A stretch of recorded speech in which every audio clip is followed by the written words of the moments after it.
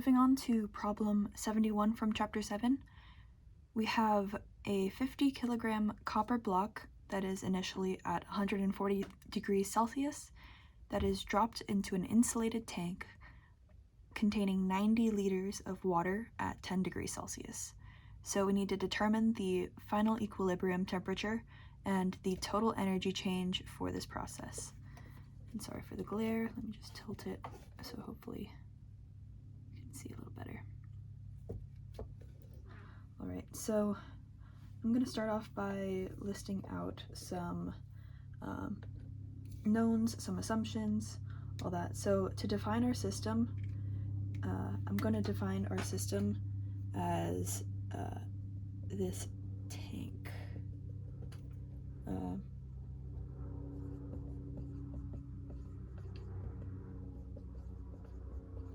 Our system is the tank as a closed system. Alright, so some assumptions.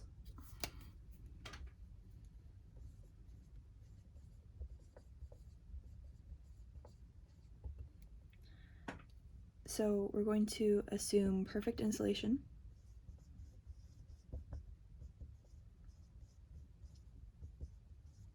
Meaning absolutely no heat transfer in or out of this boundary. Then also no phase change.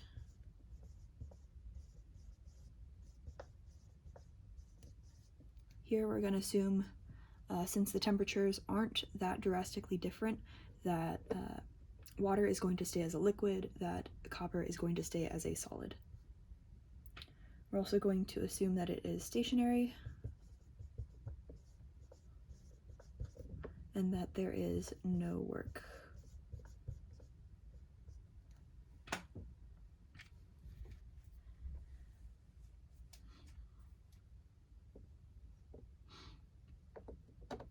Alright, so before I erase the problem statement, I want to write down some givens and calculate out things that we may need later. So one thing we are given is mass of copper is equal to 50 kilograms. We also know that temperature of copper is equal to 140 kilograms. No, 140 degrees Celsius. And then we will need to calculate out the mass of water, because we're just given that volume of water. But for our future calculations, we will need both mass of the copper and mass of the water, just because we need a similar characteristic to compare them with when we try to calculate the equilibrium temperature. So we are given that the volume total is 90 liters, and we want to convert that to meters cubed. That is pretty easy because we know that 1 meter cubed is equal to 1,000 liters. So after converting that, the volume becomes 0.09 meters cubed. And we also know that the temperature, temperature of the water is initially 10 degrees Celsius. So with some just basic equations, we know that mass is equal to volume over specific volume, and we can check that with the units of specific volume, which are meters cubed per kilogram, and the units of volume, which are meters cubed, and we end up with kilograms, which is a mass. Alright, so that was a little side tangent, but for our initial mass, we can find this initial specific volume by going into table A4.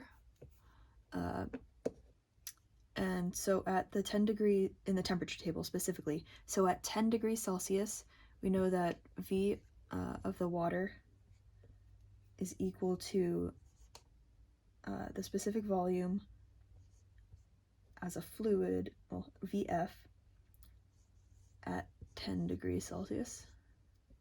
So then we can gather that specific volume of the water initially is 0.0010 meters cubed per kilogram. All right, so then we can just calculate mass of the water is equal to 0.09 meters cubed over the specific volume, 0.00100 meters cubed per kilogram. The meters cubed cancels out, we're left with kilograms, and we are left with a total of 90 kilograms. The reason why we wanted to calculate this mass of the water may have, the reasoning may have been a bit rushed, but I will kind of expand on that with the equilibrium equation. So it will be at equilibrium, meaning that the total change in internal energy is equal to 0. If we separate out the blocks or the different materials, we can separate this out into being change in internal energy of the copper. I'll write that as Cu, elemental, plus the internal energy change of the water is equal to 0. And we can break that down further into specific internal energy, the lowercase u, doing mass Cu times delta U, Cu, plus mass of water times delta U, C, water, sorry, is equal to 0.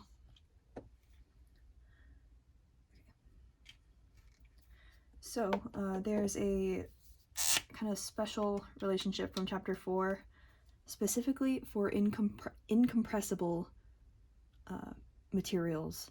So incompressible, both the water and the copper here are incompressible because they are solids or liquids.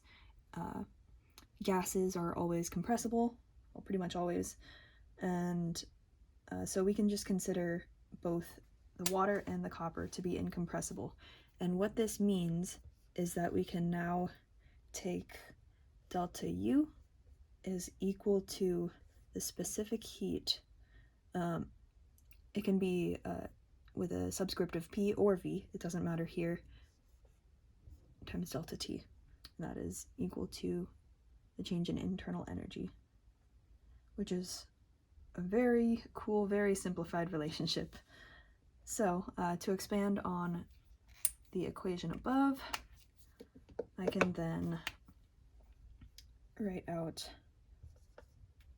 MCU times CP, specifically for Cu, times T equilibrium minus T initial, so TCU,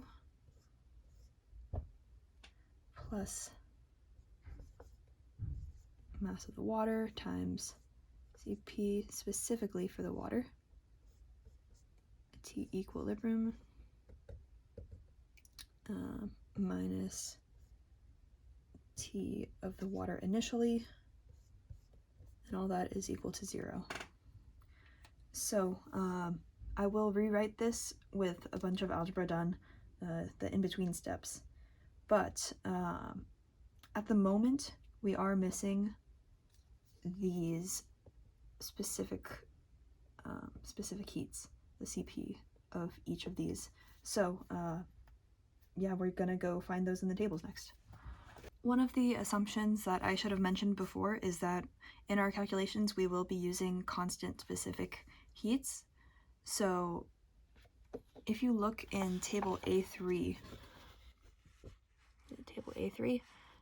these specific heats of different materials here have different, well, depending on the temperature, the specific heat will change. So that is true for water and for copper. They have a bunch of different temperatures listed out. But here, we're just going to approximate that, just say some sort of average is around 25 degrees Celsius to 27 degrees Celsius. It doesn't change too much between like the 140 versus like 10 degrees Celsius. So here for copper, we're going to take it at 0.386, and for the water, we're going to take it at 4.18. We have from table A3A, we can get the specific heat of copper is equal to 4.18 kilojoules per kilogram Kelvin. And from table A3B, we get specific heat of water is equal to 0.386, same units. All right, now I'm going to write out the equation from before. It's been transformed a little bit, just algebra, to isolate the temperature equilibrium. So we have T eq is equal to mass of copper times specific heat of copper times temperature of copper plus mass of water times specific heat of water times temperature of water initially. All that divided by mass of copper times specific heat of copper plus mass of water times specific heat of water. All right, just to plug in, now we have, I may run out of space. I'm sure you guys can plug in. The main thing is that these temperatures can be plugged in both Celsius and in Kelvin. It comes up with the same result. We will be using Kelvin later, so I figure might as well convert to Kelvin just by adding 273, but in general, this specific scenario does not need to be converted. So in the end, we get the equilibrium temperature is equal to 289.34 Kelvin, which is also equal to 16.34 degrees Celsius. So now that we've found the temperature, we're done with part A of the problem. We're going to move on to part B. So since I know you guys are limited on the amount of space on the equation sheet, I'm going to go ahead and derive the equation that we are going to use for entropy. The main thing to keep in your equation sheet is this relationship. Basically Gibbs equation for a closed system.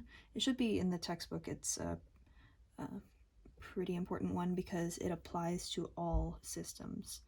At least this one does apply to all closed systems, and there's another one that applies to all open systems. But it is T ds is equal to du plus p dv. That's specific volume. All right, so how are we gonna get delta S, or the change in entropy from this? First thing is to divide everything by T. We're gonna get ds is equal to du over T plus P over T d times specific volume. So the thing about this specific scenario is that solids and liquids are incompressible, meaning that the change in specific volume is equal to 0. We can also rewrite that delta as just a d. V is equal to 0. So this entire term goes to 0. We're left with the ds is equal to du over t.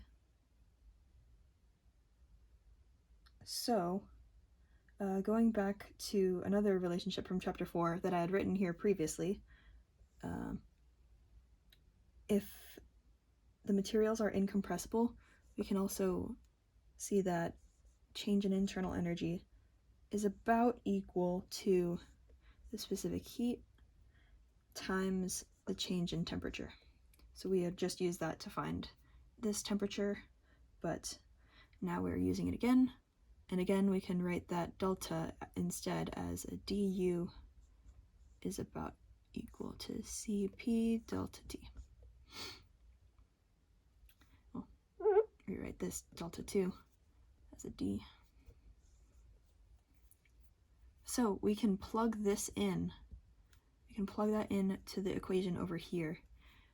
So we will get ds is equal to 1 over T times C sub P times dt. And so now we're going to integrate both sides with the like limits of the integral being state 1 and state 2. So here we have S1, S2 for entropy of ds is equal to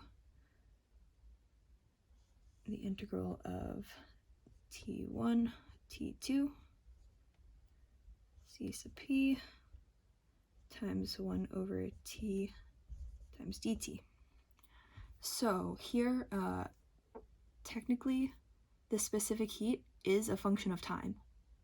But in our simplification, one of our assumptions was that the specific heats were constant. So here we can just take it outside of the integral, and in the next line I'm also going to just rewrite this as going from S1 to S2. So C sub P, integral of T1 to T2 times 1 over T dt. And then the integral of 1 over T dt is just the natural log. So we can rewrite this as C sub P times ln, write that in brackets, ln T from T1 to T2. Just going back down here, we can change that to a, I'll just write it as an S2 minus S1 is equal to, and then from here we can plug in those, C sub P times natural log of T2 minus natural log of T1. And then from properties of logs, we can just simplify that to be Cp times ln T2 over T1. All right, and that is how you get the change in specific entropy. So back from the derivation, we can just write out the total thing that we want is S gen, uppercase S, is equal to change in S total of the system, which is our tank, and that is equal to, and we break it down into change in entropy of the copper plus the change in entropy of the water.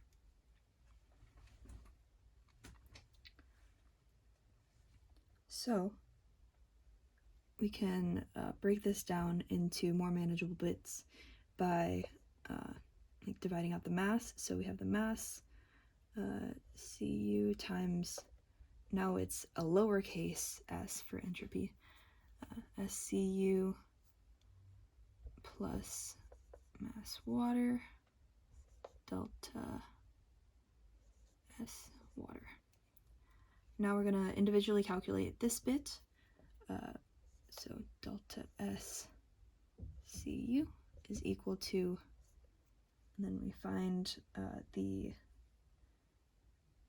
specific heat of copper, which I had earlier, is equal to 0.386 kilojoules per kilogram Kelvin, and then multiply that by, that is a weird natural log, sorry, ln of, and then temperature 2 was 289.34 Kelvin over 413 Kelvin.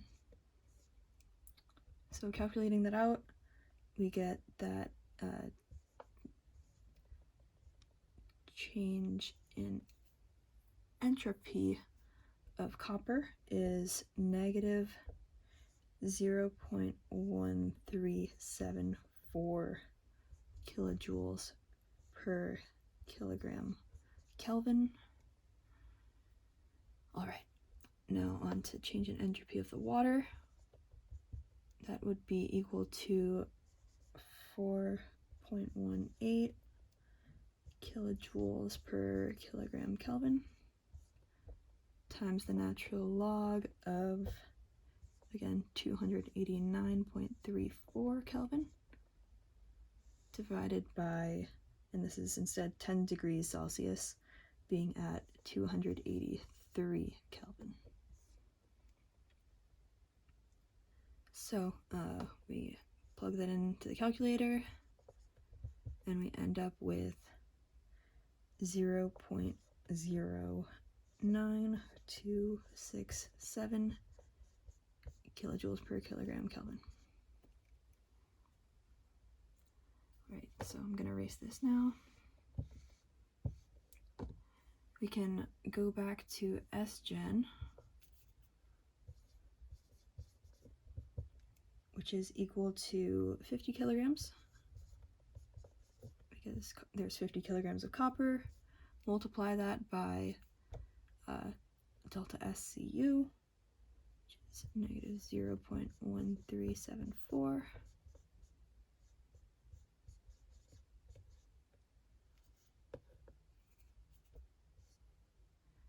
And then add in 90 kilograms for water times 0.09267, I'm running out of space, kilojoules per kilogram Kelvin. So just the reason why I wrote out all the units is to cancel out things, make sure everything lines up. The kilograms cancel out, and we're left with capital S Gen is equal to 1.472 kilojoules per Kelvin. And that's the final answer.